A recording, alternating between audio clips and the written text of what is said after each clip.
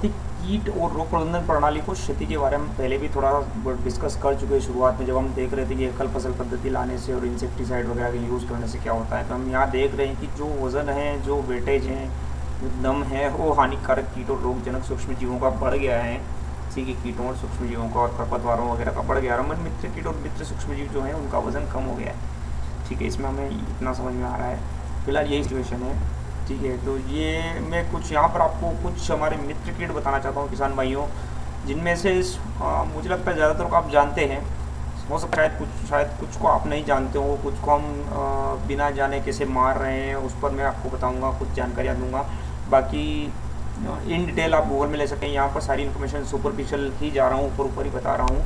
ठीक है, क्योंकि बहुत बड़ा वास्ट सब्जेक्ट मैंने लिया है। तो यहाँ पर अभी हम फिलहाल देखते हैं कि कैसे हम मित्र कीटों को नुकसान पहुँचा रहे हैं, कौन कौन हमारे मित्र कीट हैं और हम उनके साथ, या मित्र जीव हैं और हम उनके साथ क्या कर रहे हैं। ठीक है, तो ये है lady bird beetle, lady bug beetle.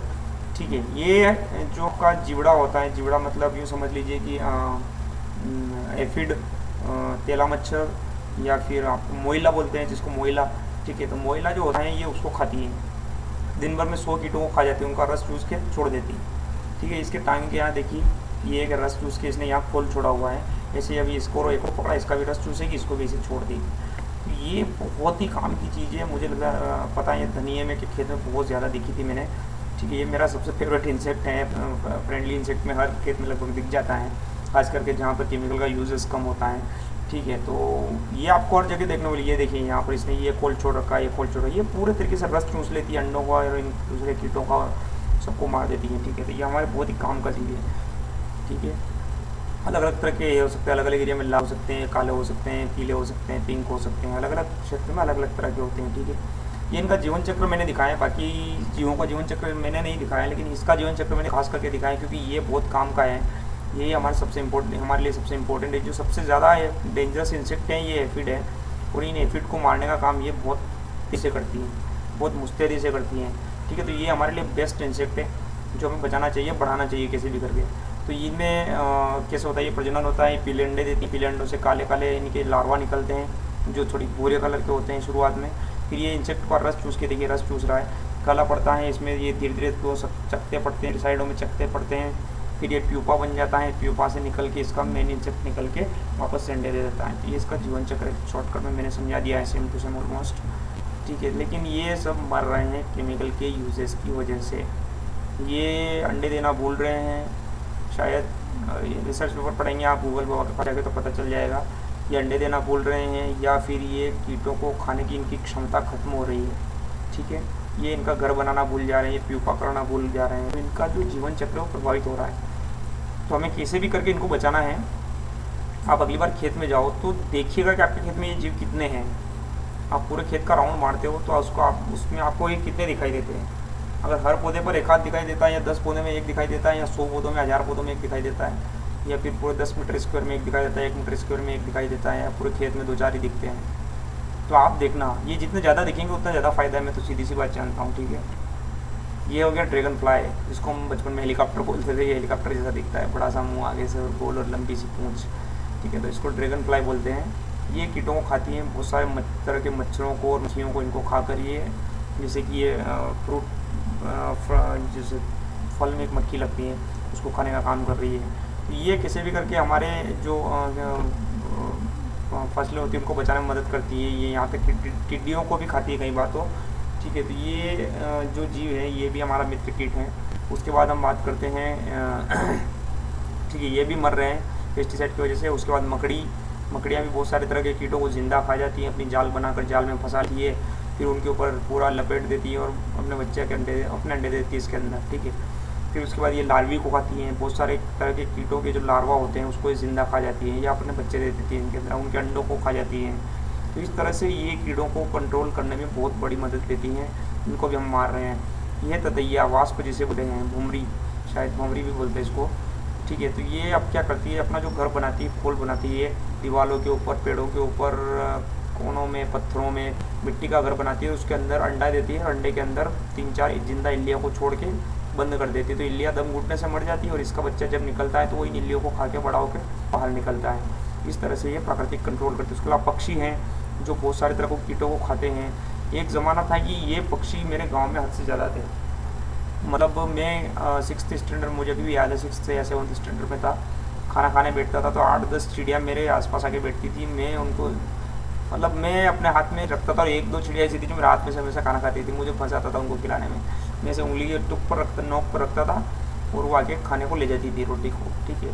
तो मतलब वो टाइम था, अब ये दिखती नहीं है। फिर इनके जाने की वजह है टावर लग जाना, मोबाइल टावर, ठीक है। साइंस के हिसाब से कुछ ऐसा भी कहा गया है कि इससे पक्षियों को हानि हुई है, वो भी ठीक है। लेकिन कहीं ना कहीं हमारे जो पेस्टिसाइड का जो यूजेस है उसकी वजह से भी इनको डैमेज हुआ है। तो हमें देखना है कि हमें इनको किस तरह से बचा सकते हैं। देखिए आप दिन भर में लगभग सैकड़ों लार्वीज कलेक्ट करके, इंसेक्ट कलेक्ट करके अपने बच्चों को खिलाते हैं, तो इसका फ़ायदा होता है। हम अभी बहुत सारे किसान क्या करते हैं कि अपने खेतों में डंडे गाड़ते हैं, वो डंडों के ऊपर उल्टी मटकी लटका देते हैं, फूटी हुई मटकियाँ। तो ये चिड़िया क्या करती है, उसके अंदर घोंसला बनाती है, ठीक है, क्योंकि पेड़ तो रहे नहीं, पेड़ तो हमने काट दिए, तो ये घोंसला कहाँ बनाएगी। और इतना गाँव से 1 किलोमीटर बाहर उड़ के जाना और वापस कीड़े लेकर आना इनके बस के है नहीं, ठीक है। तो इसलिए भी ये ख़त्म हो रही है। तो अपने क्या करना है, हमें क्या करना है कि खेतों में आप डंडे गाड़ दो, उनमें उल्टे मटके लटका दो, ठीक है, या फिर उनमें पाइप के टुकड़े बांध दो, आड़े पाइप के टुकड़े ऐसे हॉरिजॉन्टल बांध दो। तो ये जानवर कोई सा भी पक्षी हो, ये नहीं, ये पक्षी भी हो सकता है, ये भी हो सकता है, ये हो सकता है, ये हो सकता है, कोई भी पक्षी हो, उसके अंदर अपने घोंसले बनाएंगे, वहीं बच्चे देंगे और वहीं से कीट कलेक्ट करेंगे और वहीं पर आपको उनको खिलाएंगे और अपनी जनसंख्या बढ़ाएंगे। इनकी जनसंख्या बढ़ने से बहुत सारा पेस्ट कंट्रोल हो जाएगा, ये हमें फ़ायदा मिलेगा इंसेक्ट मैनेजमेंट में, ठीक है। नेचुरल मैनेजमेंट था जो हम तोड़ चुके हैं। बगुले हैं जो खेतों में बहुत सारे कीटों को और पक्षियों इनको खाते हैं, जीवों को, हानिकारक जीवों को। इसके अलावा मैना है जो टिड्डियों को खाने में माहिर है, ठीक है, ये बहुत सारे कीटों को खाती है। लेकिन क्या हुआ कि केमिकल के लगातार यूजेस की वजह से इनके भी जीन में परिवर्तन हो गया और इनमें जो पंख आते हैं वो पंख सही तरीके से नहीं आ रहे, जो चोंच आती है वो चोंच सही। अब ऐसी चोंच होगी तो कोई कैसे कीटों को पकड़ पाएगा, वो पकड़ बना ही नहीं भी तो कीट हाथ से छूट जाएगा मुँह से, ठीक है।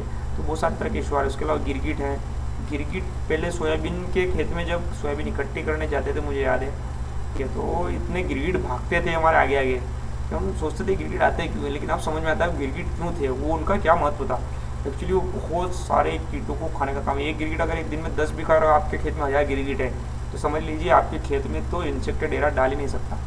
आपका खेत सबसे ज़्यादा सुरक्षित खेत है। लेकिन अभी हालत ये है कि खेत में एक भी गिरगिट नहीं दिखता है, ठीक है।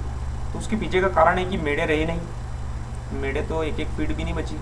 पहले मेढ़ें होती थी, उनमें झाड़ियाँ होती थी, तो गिरगिट के रहने के लिए ऑफ सीज़न में झाड़ियाँ हुआ करती थी। जब आप गर्मियों में खेत जुताई करते थे तो वो झाड़ियों में रहा करते थे, पेड़ होते थे उनके ऊपर रहा करते थे। अब गिरगिट खत्म हो गए हैं, रहेंगे कहाँ। आपने सारी जगह तो खेत कर दिए, सारी जगह मेढ़े कर दी, पेड़ काट दिए, झाड़ियाँ हटा दी, बिल्कुल साफ़ सुथरा कर दिया खेत को, एकदम एरिया को। तो गिरगिट रहेगा कहाँ गर्मियों में, ज़मीन के अंदर घोंसला बना के तो रहेगा वो तो भैया चूहा नहीं है कि खोद ले, उसकी आदत है पेड़ पे रहना। उसको पेड़ चाहिए रहने के लिए, झाड़ियाँ चाहिए रहने के लिए, झाड़ियाँ चाहिए जिसमें कीट हो, जहाँ पे कीटों का सिस्टम हो, तो कीट खा खा के अपने आप को बचा के रखता है फसल आने तक। तो हमने इनको भी ख़त्म कर दिया, ठीक है। ये बहुत ही शानदार जीव था। जैसे ब्राउन कलर के गिरगिट हुआ करते थे मेरे खेतों में, मुझे अभी याद है, ठीक है। ये शायद हाँ ठीक है। इसके अलावा प्रेंग मेंटिड्स, ये मैंने बगीचे में अभी भी देखा है, हरा कलर का सेम। ये बहुत ही शानदार जीव है जो दूसरे कीटों को खाने में महारत हासिल है। इसको ये एक बार पकड़ लेता था, इसकी पकड़ से कोई बच नहीं सकता, ठीक है। तो अलग अलग क्षेत्र में, अलग अलग इन्वायरमेंट में अलग अलग कलर के होते हैं। ये देखिए दोनों ही दोस्त एक साथ, हमारे दोनों ही फेवरेट दोस्त गिरगिट, सॉरी ये मेंटिड्स और लेडी बर्ड बीटल, दोनों ही एक साथ, है ना। तो ये गेहूं के खेत में ब्राउन कलर की जगह तो ब्राउन कलर का पैदा होता है, ये ग्रीन कलर के एरिया में ग्रीन कलर का होता है।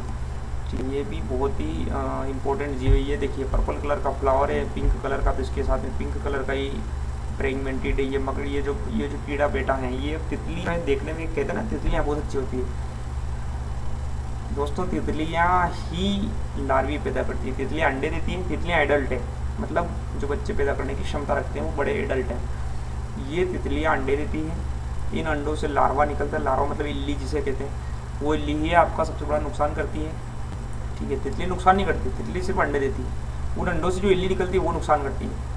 वो जो इल्ली बच जाती है, मरती नहीं है, बच जाती है, वो इल्ली वापस प्यूपा का स्टेज में जाती है और वहाँ से वापस तितली बन जाती है। तो अगर आप तितलियों को भी मारते हो तो भी आप आपकी फसल को सुरक्षित कर रहे हो, ठीक है। तो इस तरह से ये तितलियों को खाता है। ये ट्राइकोग्रामा है, ठीक है। ये बहुत छोटा इंसेक्ट है जो इजीली आँख से नहीं दिखता है, लेकिन इसकी खासियत ये है कि ये जो मोइला है, ठीक है, मोइला या कोई भी दूसरी लार्वी है या दूसरा इल्ली है, ये क्या करता है कि उनके शरीर के अंदर अपने अंडे दे देता है, उनके शरीर के अंदर अपना अंडा पंच कर देता है। तो उसका जो अंडा होता है वो अंदर ही उसका कीड़ा निकल के उस कीड़े को अंदर से खा जाता है और फिर बाहर निकलता है। देखिए इसका लाइफ साइकिल मैं बताता हूँ आपको। तो ये देखिए अंडा दे रहा है इल्ली के अंदर, ये दूसरी इल्ली के अंदर अंडा दे रहा है। तो इसका जीवन चक्र देखिए आप, इसने अपना शरीर मोड़ के इस तेला मच्छर के लो या फिर जो आप जो मोइला है, मोइले के अंदर इसने अंडा दिया।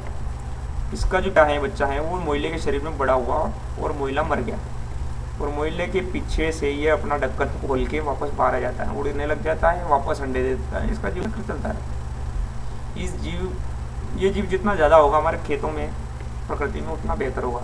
लेकिन चूँकि पेड़ पौधे खत्म हो रहे हैं, झाड़ियाँ खत्म हो गई हैं, खेतों में जगह बची नहीं है कहीं पैदा रहने के लिए, खेत में मान लीजिए थोड़े बहुत होंगे भी तो वो उड़ के कितना दूर जाएंगे, बहुत दूर जाएंगे। तो थोड़ी सी जड़ियाँ हैं वहाँ पर भी कैसे बचेंगे, इनके जो खाने की कीट है वो नहीं है, इनको बढ़ाने के लिए जो चाहिए वो जगह नहीं। तो वो जो इन्वायरमेंट था, माइक्रो क्लाइमेट जो खेत के चारों तरफ था, वो भी लगभग खत्म हो चुका है, ठीक है। उसके बाद ट्राइकोग्रामा की ये देखिए, इसने कुछ कीटों के ऊपर अंडे दे रखे हैं अलग से, ठीक है। उसके अलावा ट्राइकोडर्मा फफूंद, ये वो ट्राइकोग्रामा था, वो जो कि कीड़ा था। ये एक ट्राइकोडर्मा है जो कि एक फफूंद है, ठीक है। ये इसमें देखिए जो बीच में जो ये जो वाली जो बड़ी चौड़ी वाली जो है फफूंद है, ये बड़ी वाली फफूंद है, ठीक है। ये हानिकारक फफूंद है जिसको विल्ट की फफूंद समझ लीजिए आप। उसके ऊपर जो पतली पतली जो शाखाएँ धागे जैसी लिपटी हुई दिख रही है, ये हैं ट्राइकोडर्मा फफूंद। ये अपने हर एरिया में एक अलग तरह की स्ट्रेन होती हैं, इसकी अपनी एक क्षमता होती है, मिट्टी में पाई जाती हैं। ये क्या करती हैं, ये देखिए ये इसके ऊपर लिपटी हुई है, ये इसके ऊपर लिपट कर इसके अंदर अपने हुक्स घुसाकर उसका रस चूस लेती हैं, हानिकारक फफूंद को मार देती हैं। ये मित्र फफूंद है, ये हानिकारक फफूंद को मारती है। आजकल ये पैकेट्स में देखोकर बिकने भी लगी हैं, आप बाज़ार से भी खरीद सकते हो। ट्राइकोडर्मा विरिडी के नाम से आती है, ठीक है, या फिर ट्राइकोडर्मा हर्जेनियम शायद है एक, उसके नाम से भी आई है। तो आप इसको खरीद के मल्टीप्लाई करके देसी गोबर की खाद में मल्टीप्लाई करके कहीं भी ठंडी छायादार जगह में, ठीक है, उसको कैसे करते हैं वो भी हम आगे फिर कुछ वीडियोज़ में देखेंगे। तो उसको भी आप बढ़ा के आप अपने खेत में डाल सकते हो। लेकिन चूँकि वो लैब में बनी हुई होती है तो पता नहीं वो कितना काम करेगी, लेकिन आपके लोकल अगर खेत में ये हैं तो ये बेहतरीन काम करेगी, ठीक है। उसके बाद हम इसका इलेक्ट्रॉन माइक्रोग्राफ से लिया गया फोटोग्राफ देखते तो ये देखिए विल्ट वाली फफूंद है, उसके बाद पतली पतली पूरी ट्राइकोडर्मा की फफूंद है। सरीसृप सांप वगैरह जो होते थे वो भी कीड़ों को खाने में बहुत बड़ा रोल प्ले करते थे दोस्तों। सांपों का खत्म होना भी एक तरह से कहीं ना कहीं प्रकृति के लिए नुकसान है, ठीक है। क्योंकि कीट खत्म हो गए, चूहे खत्म हो गए तो सांप भी कम हो गए, ठीक है। भोजन पूरी श्रृंखला ही खत्म हो रही है। तो इसमें देखिए कीट खाते हैं, बड़े बहुत अलग अलग तरह के कीटों को ये लोग खाते हैं। तो कहीं ना कहीं ये हमारे लिए सुरक्षा का काम करते हैं। केंचुए ये हमारे किसान के बहुत बड़े मित्र होते हैं जो मिट्टी के अंदर रह के काम करते हैं। तो जब हम केमिकल डालते हैं तो केमिकल, मैंने कहा ना केमिकल ही होता है, उससे जो पोषक तत्व होता है पौधे को मिल जाता है, लेकिन जो मिलता है तो उसके प्रोसेस से होकर गुजरता है, तो वहाँ पर कुछ रसायन बनते हैं, वो रसायन इन केंचुओं को मार रहे हैं। तो धीरे धीरे केंचुए सारे मर रहे हैं। खेतों में जहाँ पर एक ज़माने में बहुत केंचुए हुआ करते थे, पाँव देने की जगह नहीं हुआ करती थी, वहाँ पर आजकल खेतों में केंचुए नहीं दिखते हैं। उसकी वजह है केमिकल का यूज़ होना, ठीक है। मधुमक्खियों का मरना, मैंने बताया आपको कि मधुमक्खी अगर मर जाएगी तो पूरी प्रकृति में इम्बेलेंस हो जाएगा, क्योंकि ये आपकी फसल को ही पोलिनेशन नहीं करती हैं, ये बहुत सारे पेड़ पौधों को पोलिनेशन करती है, ठीक है। अगर मधुमक्खियाँ नहीं रही तो उन पेड़ पौधों में फ्रूटिंग होना, मतलब फल तो आए, फूल तो आएगा लेकिन फल नहीं आएगा, फल आना बंद हो जाएगा, ठीक है। तो मधुमक्खियाँ भी मर रही हैं। ये पोलिनेटर हैं। किसी साइंटिस्ट ने कहा कि दुनिया से मधुमक्खियों को हटा दो, 3 साल में पूरा विश्व खत्म हो जाएगा। मुझे नहीं पता कि साइंटिस्ट ने कहा है, गूगल बाबा पाल चाहिए बता देंगे। तो 3 साल में पूरा विश्व खत्म हो जाएगा, वो साइंटिस्ट ये कहता है, ठीक है। तो ये पोलिनेटर है, इनको बचाना है। आजकल इनके छत्ते भी आने लगे हैं, आप घर के से मतलब बगीचे में लगा दो या खेत के कोने पर लगा दो और सुरक्षित जालियाँ वगैरह लगा दो जिससे जानवर इसके ऊपर ना पड़े। तो ये आपको शहद भी देगी, पोलिनेशन भी करेगी खेत में, ठीक है। तो ये सब भी धीरे धीरे मर रही है और इनको बचाने के लिए बहुत बड़ा अभियान पूरे समझ लीजिए वर्ल्ड में चल रहा है। और खास करके जो इमिडाक्लोप्रिड, थाइमिदाक्साम, एसिटामिप्रिड, हेक्सागोनाजोल, ऐसी कुछ दवाइयाँ हैं जो पूरे जिसकी वजह से इनको नुकसान हो रहा है। खास करके ये छत्ता बनाना भूल जा रही है, ये घर का रास्ता भूल जाती हैं, ठीक है, या फिर ये शहद इकट्ठा करना भूल जाती है शहद इकट्ठा करने के लिए, लेकिन भूल जाती है, इनके दिमाग में डिस्टर्बेंस हो गया क्योंकि केमिकल इनके जीन में घुस गया। तो जीन में जो जीन रिस्पॉन्सिबल था छत्ता बनाने के लिए वो जीन हट गया वहाँ से। तो ये जो मधुमक्खी है ये इसको नहीं पता कि छत्ता कैसे बुनते हैं, छत्ता कैसे बनाते हैं। मोम लाकर मोम से छत्ता कैसे बनाते हैं, मोम लेकर आती है लेकिन छत्ता बना नहीं पाती है। इसके जो कारीगर है वो छत्ता बनाना भूल गए। जब छत्ता घर ही नहीं बनेगा तो बच्चे नहीं होंगे, बच्चे नहीं होंगे तो आगे मधुमक्खी बढ़ेगी नहीं, जनरेशन बढ़ेंगी, खत्म हो जाएगी। ठीक है, तो ये यूरोपियन कंट्रीज़ में 4-5 केमिकल बैन हो गए हैं लगभग। आई थिंक इमिडाक्लोप्रिड, थाइमेथाक्साम और एस्टामिप्रिड, और भी कुछ हैं 2-3 और हैं, 5-6 केमिकल हैं जो बैन कर दिए गए हैं एशिया यूरोपियन कंट्रीज़ में। ये तो मैंने रिसर्च का पेपर पढ़ा था इसलिए मैं बता रहा हूँ, आप गूगल के पास जाइए वो बता देगा आपको। ठीक है, उसके बाद ये है डंग बीटल, जो कि गोबर में जो बीटल होता है हम समझते हैं कि हानिकारक कीट है, एक्चुअली हानिकारक नहीं। ठीक है, ये जो डंग बीटल होता है ये आपके गोबर को पलटी मारने में काम देता है। आप तो कूड़ा डालते जाते हो लगातार, लेकिन ये क्या होता है कि गोबर को धीरे धीरे पलटी मारता है, इसमें से अच्छे अच्छे गोबर के तिनके निकालता है, दाने निकालता है, गोबर निकालता है और उसको खाने के लिए बचाने की कोशिश करता है।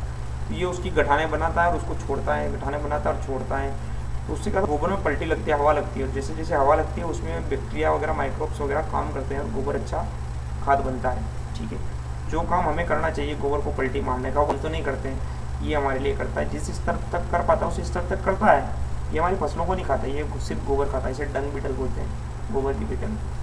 ठीक है, अच्छा, खरपतवार और कीट और रोगों में रसायन प्रतिरोधकता विकसित होना, ये एक बहुत बड़ा इशू है जो शायद मैंने कहा था ना कि हमें कुछ चीज़ें पता ही नहीं है।